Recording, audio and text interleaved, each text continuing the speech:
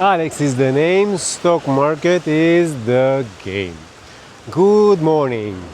If you stopped working tomorrow, how many days could you live your life exactly the same way before you need to go back to work?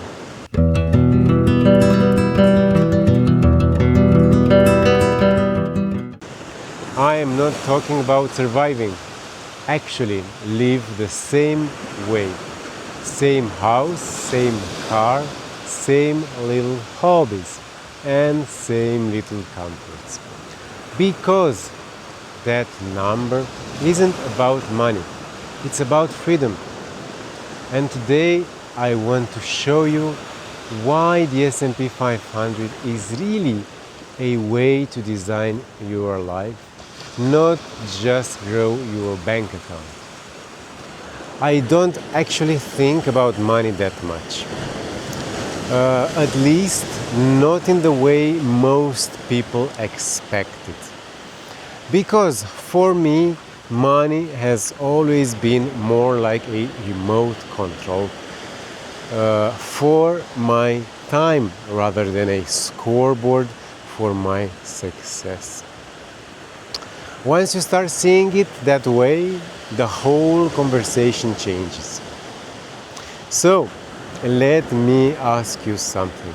And I really want you to pause for a second and answer this honestly. Maybe even in the comments if you feel like it. How many days could you go right now without working at all and still live your life more or less the same way, with the same coffee in the morning, the same place to sleep, the same little habits that make your days feel normal and comfortable? Because that number, whatever it is not really a financial number. It's a freedom number. And most of us walk around with no idea what ours actually is.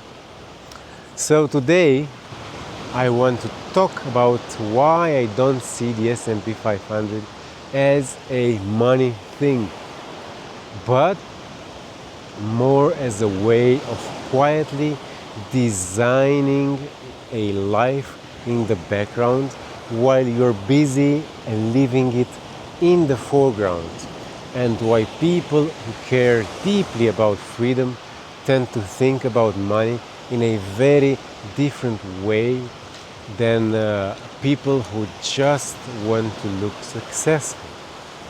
So let me paint you a picture that has nothing to do with yachts or penthouses or anything like that.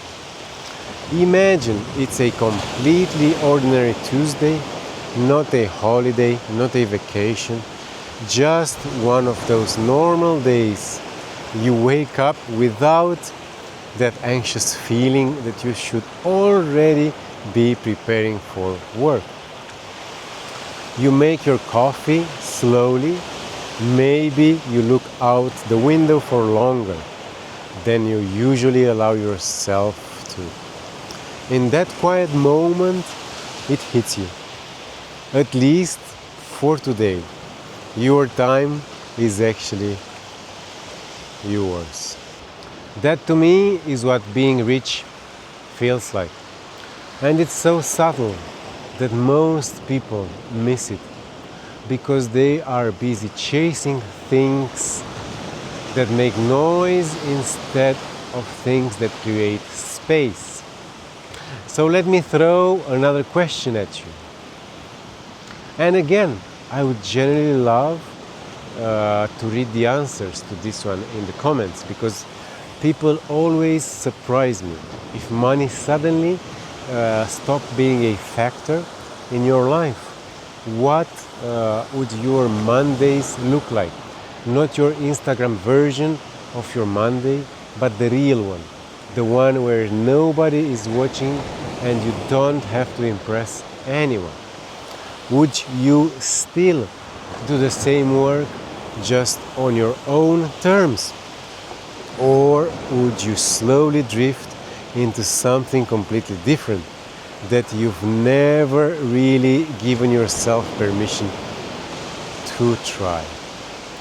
This is where the S&P 500 quietly enters the conversation.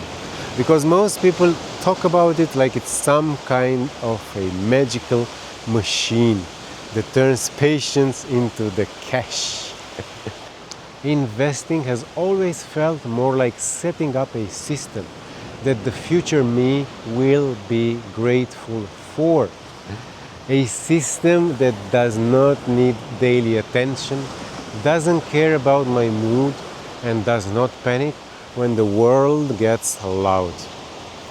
Just keeps doing its job in the background, year after year, while I focus on building a life that actually feels good to wake up to. And here is something that took me a long time to really understand. People who value freedom don't ask themselves, how much can I make, as their first question. They tend to ask, how much do I actually need to live the kind of life that feels right to me? Because those two questions lead you to very different places. Let me tell you about someone I met a while ago who completely messed with my idea of what successful looks like, because on the surface he didn't look anything special at all.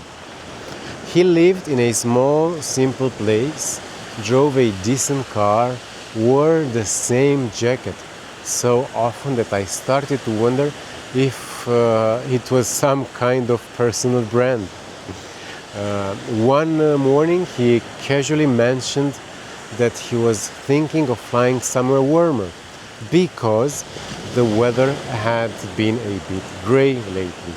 Not because he was on a vacation, not because he had time off approved from work, but simply because he felt like it. And that moment stuck with me because I realized that a lot of people spend their lives trying to look rich, but very few people actually build a life where they can move freely inside their own time.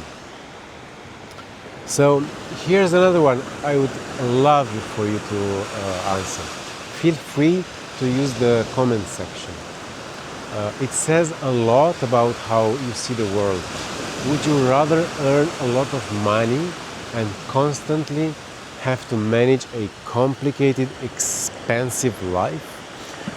Or just earn enough and slowly build a system that gives you more and more space every year?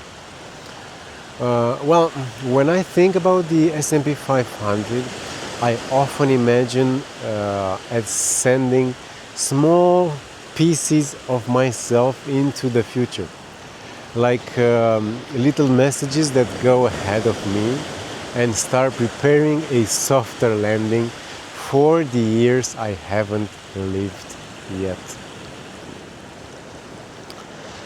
Every investment is basically a way of telling your future self, I thought about you today, even if it was just a little.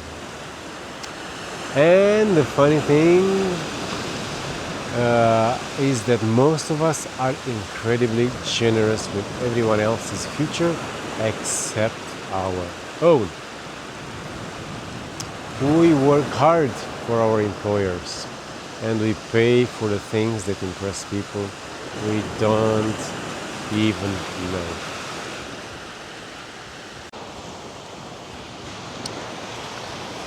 We upgrade, we subscribe, we rush, and somehow the person we will be in 10 or 20 years is always the one who gets whatever is left over. This is why I say that money at its core is not really a financial tool. It's a life design tool, because every choice you make with it quietly shapes the days you are going to live later on.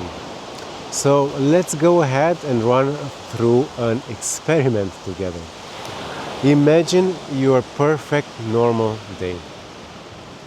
Not your dream vacation day, not the version of your life that belongs on a vision board, but a regular, ordinary day. One you would generally be happy to repeat.